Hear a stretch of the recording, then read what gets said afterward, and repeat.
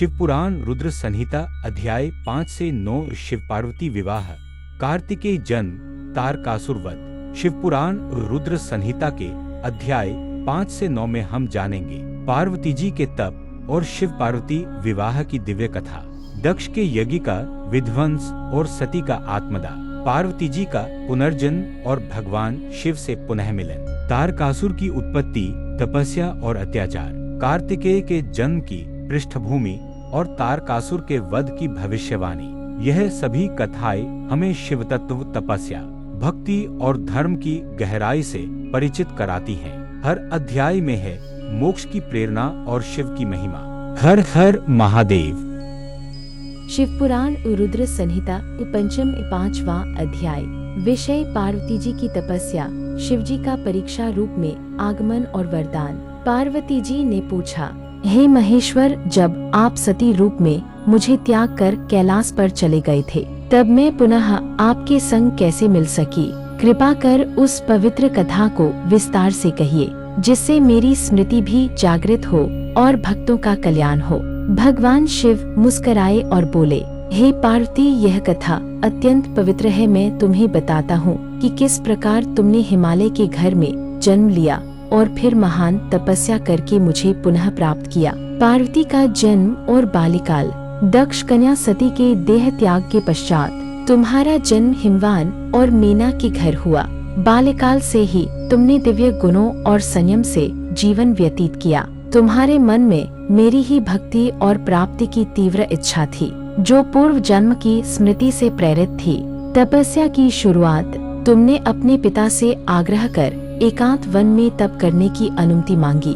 हिमालय ने तुम्हारी निष्ठा देखकर अनुमति दी और तुम तपोवन चली गयी। प्रारंभ में तुमने केवल फलों और जड़ों से जीवन यापन किया, फिर केवल जल पर, फिर वायु पर और अंततः निराहार रहकर हजारों वर्षों तक कठोर तप किया। पार्वती बोले, हे स्वामी, उस समय मेरा तन क्षीण हो गया था, पर मेरा मन आपके ध्यान में दृढ़ और अडिग था। क्या आपने मेरी तपस्या को देखा? शिव बोले, हे देवी, मैंने तुम्हारी तपस्या से संतुष्ट होकर परीक्षा लेने का निश्चय किया। मैं एक वृद्ध ब्राह्मण का रूप धारण कर तुम्हारे पास गया। शिवजी की परीक्षा।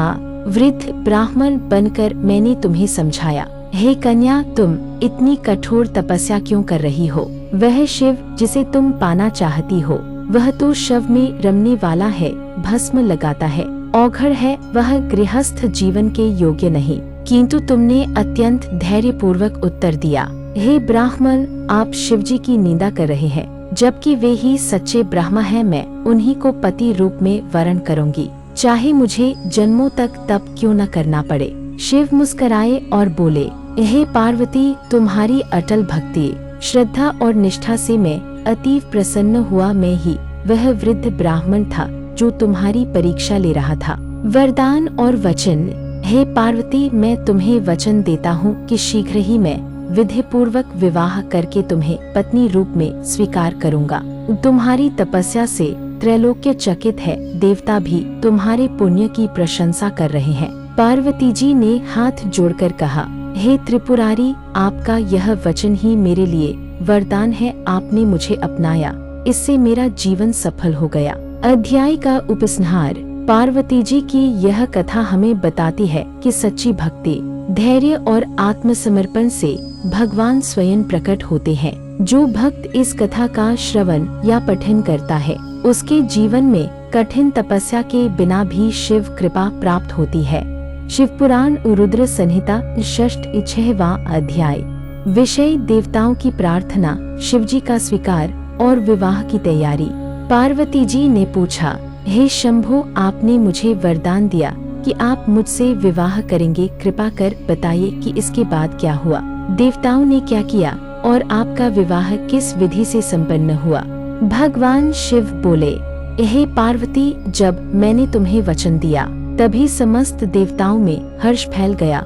वे सभी तुम्हारे तप से प्रसन्न थे और मेरे विवाह की अभिलाषा रखते थे, ताकि कामदेव के वध से विचलित सृष्टि पुनः संतुलित हो सके। देवताओं की प्रार्थना। ब्रह्मा, विष्णु, इंद्र और सभी देवगण मेरे कैलाश पर आए। उन्होंने विनम्रता पूर्वक मुझसे निवेदन किया, हे महेश्वर, आपकी कृपा से सृष्टि चल रही है। आप पार्वती जी से विवाह करें, जिससे शक्ति और शिव एक हो सके।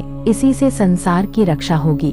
मैंने देवताओं की बात स्वीकार की और कहा, हे देवगण, पार्वती जी मेरी अर्धांगिनी है। शीघ्र ही विवाह संपन्न होगा, किंतु इस विवाह को समस्त लोकों में मंगलमय और दिव्य बनाने हेतु विशेष तैयारी करनी होगी।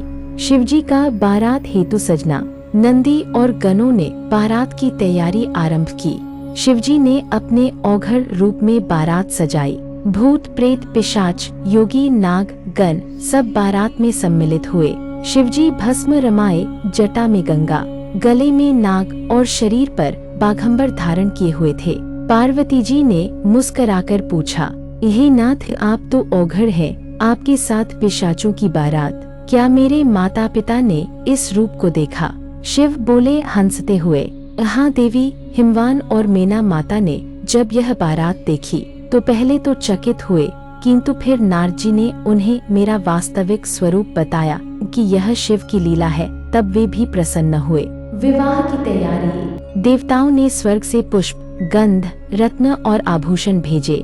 माता मीना ने कन्या पक्ष की पूरी विधि से पार्वती जी को श्रृंगार कराया। विवाह का मुहूर्त निश्चित हुआ। सप्तऋषियों को साक्षी बनाया गया। ब्रह्मा ने पाणिग्रहण विधि संपन्न करवाई। शिव बोले, हे पार्वती, हमारा विवाह केवल लौकिक नहीं, आध्यात्मिक भी था। जब शिव और शक्ति मिलते हैं तभी सृष्टि पूर्ण होती है। पार्वती जी ने कहा, हे नाथ, आपकी यह कथा सुनकर मन पुलकित हो गया। आप और मैं अब एकात्म हैं। यह प्रसंग संसार को सिखाता है कि भक्ति, तप और श्रद्धा से ईश्वर को प्राप्त किया जा सकता है। शिवपुराण रुद्र संहिता सप्तम 7वां अध्याय। विषय शिव पार्वती विवाह महोत्सव और ब्रह्मांड में मंगल। पार्वती जी ने पूछा, हे नाथ, आपने विवाह स्वीकार किया, बारात सजाई और मेरा पाणिग्रहण किया, कृपा कर बताइए वह शुभ विवाह कैसे संपन्न हुआ, कौन कौन उपस्थित था और संपूर्ण सृष्टि में क्या प्रभाव पड़ा। भगवान शिव बोले, हे पार्वती, जब हमारा विवाह संपन्न हुआ तब वह क्षण केवल पृथ्वी पर नहीं, समस्त लोकों में मंगलमय बन गया। तीनों लोकों ने हर्ष मनाया। अब मैं तुम्हें उस शुभ विवाह का वर्णन करता हूँ। विवाह की दिव्यता और उत्सव। एक, तीनों लोकों की उपस्थिति। ब्रह्मा, विष्णु, इंद्र, सप्तऋषि, गंधर्व, यक्ष, किन्नर सभी देवता विवाह में सम्मिलित हुए। ऋषि मुनियों ने वेद मंत्रों के साथ आशीर्वाद दिया। 2, स्वर्गिक सजावट। हिमालय नगरी को दिव्य रूप में सजाया गया। स्वर्ग से अप्सराएं नृत्य करने लगी। आकाश से पुष्प वर्षा होने लगी। 3, पार्वती जी का सौंदर्य और श्रृंगार। माता मीना ने तुम्हें स्वर्ण आभूषण, रत्न जड़ित वस्त्र और दिव्य फूलों से सजाया। नारद जी ने कहा, आज संसार ने साक्षात लक्ष्मी और ब्रह्मशक्ति का रूप देखा। 4, शिवजी का रूपांतरण। मैंने औघड़ रूप त्याग कर शांत सौम्य वर रूप धारण किया। शरीर पर चंदन, मस्तक पर चंद्रमा, रत्न में आभूषण और शांत तेज से मैं मंडप में प्रविष्ट हुआ। विवाह विधि और मंगलाचार। ब्रह्मा ने स्वयं विवाह की विधियां संपन्न की। पाणिग्रहण संस्कार। शिव ने पार्वती का हाथ थामा। सप्तपदी 7 कदम साथ चलते हुए 7 वचन लिए गए। आशीर्वाद। सभी देवताओं ने वरवधु को आशीर्वाद दिया। सृष्टि में प्रभाव। पृथ्वी पर अकाल समाप्त हुए, वनोपवनों में बहार आई। गंधर्वों का गायन, अप्सराओं का नृत्य, ऋषियों का स्तुति पाठ। ब्रह्मांड मंगलमय हो उठा। जीवों के पाप क्षीण हुए, धर्म की पुनः स्थापना हुई। शिव बोले, हे पार्वती, वह विवाह केवल एक मिलन नहीं था, वह चेतना और शक्ति के समन्वय का क्षण था। जब शिव और शक्ति एक होते हैं तभी सृष्टि चलायमान होती है। पार्वती जी ने कहा, हे त्रिपुरांतक, यह कथा न केवल आनंददायक है बल्कि संसार के लिए सीख भी है कि तप, श्रद्धा और संयम से ईश्वर स्वयं विवाह करने को तैयार हो जाते हैं। शिवपुराण रुद्र संहिता अष्टम 8वां अध्याय। विषय शिव पार्वती का गृहस्थ जीवन और संसार को आदर्श गृहस्थ आश्रम का उपदेश। पार्वती जी ने पूछा, हे स्वामी, हमारे विवाह के पश्चात आपने मुझे कैलाश ले जाकर गृहस्थ धर्म का आरंभ किया, कृपा करके बताइए वह जीवन कैसा था, आपने गृहस्थों को कौन से सिद्धांत सिखाए। भगवान शिव बोले, हे पार्वती, गृहस्थ जीवन ही समाज की नींव है। तपस्वी, ब्रह्मचारी, वानप्रस्थ और सन्यासी सभी की जड़ गृहस्थ में ही होती है। अब मैं तुम्हें उस जीवन का वर्णन करता हूँ जो हमने साथ बिताया और जो संसार के लिए मार्गदर्शक बना। गृहस्थ जीवन की स्थापना। एक, कैलाश पर आगमन। विवाह के पश्चात मैं तुम्हें अपने साथ कैलाश पर्वत पर लाया। वहाँ देवकों, सिद्धों और गंधर्वों ने स्वागत किया। 2, गृहस्थ आश्रम की मर्यादा। मैंने कहा, हे पार्वती, अब हम दोनों गृहस्थ जीवन को धर्म, प्रेम और संयम के साथ निभाएंगे। हमारी दिनचर्या, पूजा, सेवा और संवाद सब कुछ संसार के लिए उदाहरण बने। 3, धर्म, अर्थ, काम और मोक्ष की साधना। गृहस्थ को चाहिए कि वह धर्म से जीवन यापन करे, अर्जित धन का सदुपयोग करे, संयमित सुख भोगे और अंत में मोक्ष की ओर अग्रसर हो। शिव द्वारा गृहस्थ धर्म के उपदेश।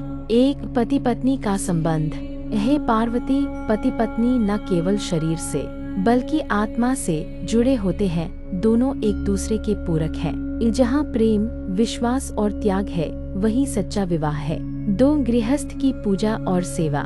प्रत्येक दिन का आरंभ देव पूजन से करो। माता पिता, गुरु और अतिथि की सेवा करो। जो गृहस्थ धर्म और सेवा में निष्ठा रखता है, वही मोक्ष का अधिकारी बनता है। 3, भोग में योग। गृहस्थ भी योगी बन सकता है यदि वह भोग को साधना समझकर संयमित रूप से ग्रहण करे। शिव पार्वती संवाद। पार्वती जी बोलिए, हे प्रभु, आपने जो गृहस्थ जीवन का आदर्श बताया वह केवल हमारे लिए नहीं अपितु समस्त संसार के लिए है। मैं धन्य हूँ जो आपका साथ और यह धर्म मिला। शिव बोले, हे देवी, हम दोनों का मिलन केवल लौकिक नहीं बल्कि ब्रह्मांडीय है। यह प्रेम, सेवा, तप और सत्य का प्रतीक है।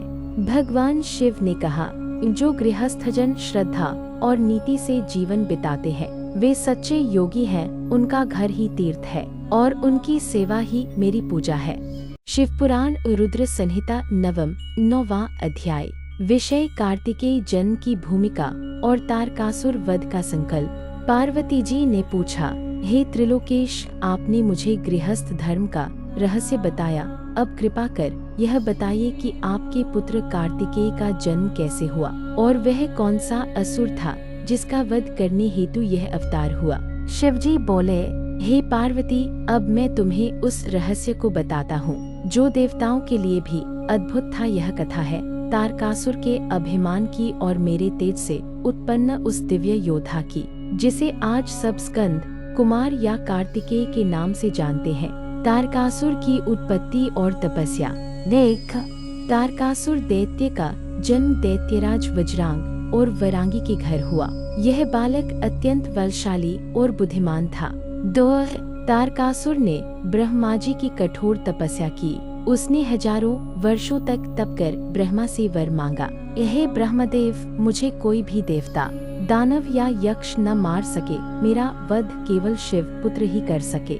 3, ब्रह्मा ने वरदान दे दिया, पर एक शर्त के साथ, शिव का पुत्र ही तुझे मार सकता है। परंतु शिव तो तप में लीन है, विवाह और संतान की बात तो दूर की है। तारकासुर का अत्याचार।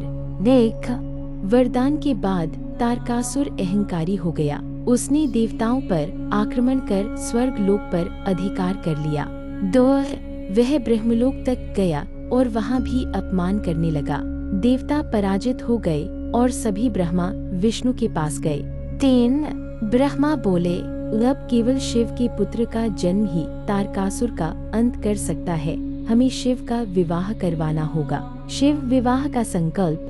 देख, भगवान विष्णु और देवताओं ने शिव विवाह की योजना बनाई। उन्होंने नारद मुनि को पार्वती के पास भेजा। 2, पार्वती जी ने शिव को पाने हेतु कठोर तप आरंभ किया। कई वर्षों तक उपवास, ध्यान और जप करती रही। 3, शिवजी प्रसन्न हुए और स्वीकार किया पार्वती को। फिर हुआ उनका दिव्य विवाह, जैसा तुम जान चुकी हो। शिव बोले, अब समय था उस तेजस्वी पुत्र के जन्म का, जो तारकासुर का अंत करेगा, लेकिन मेरा तेज इतना प्रचंड था कि सृष्टि उसे सहन नहीं कर सकती थी। पार्वती जी ने पूछा, हे प्रभु, आपका तेज कैसे धारण हुआ और स्कंद जी का जन्म कैसे संभव हुआ? शिव बोले, हे देवी, वह कथा मैं अगले अध्याय में विस्तार से बताऊंगा, जिसमें अग्निदेव, गंगा, कृतिका नक्षत्र और कुमार के जन्म की अद्भुत लीला वर्णित है।